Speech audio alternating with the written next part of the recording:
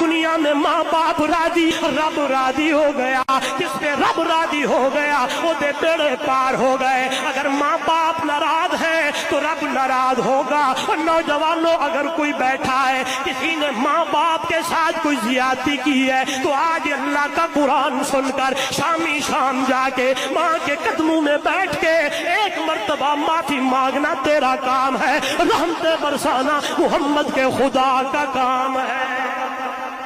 اے اللہ دا بندہ نوجوانا، جب تو چھوٹا تھا، جب تو بچہ تھا، تیرا پیشاب بند ہو گیا، تیرے پیشاب بند ہونے پر بھی تیری ماں پریشان تھی، تیرا باپ پریشان تھا، روتے رہے، آئے ڈاکٹروں کے چکر لگاتے رہے، ہاسپٹل میں جاتے رہے، تیرے لیے کیا کچھ نہ کیا۔ آج تو کہتا ہے میں بڑا ہو گیا ہوں، چودھری بن گیا، مال آ گیا، اپنی زندگی کے فیصلے خود کروں گا۔ نہیں نہیں نہیں نہیں، تو کون ہوتا ہے؟ تیرے لیے تو حکم ہے گردن جھکا دے اماں کے سامنے، ماں کے قدموں میں جنت ہے، باپ جنت کا دروازہ ہے۔ ایک گل میری نہیں ہے، امام الانبیاء نے فرمایا، آئیے سنیے گا۔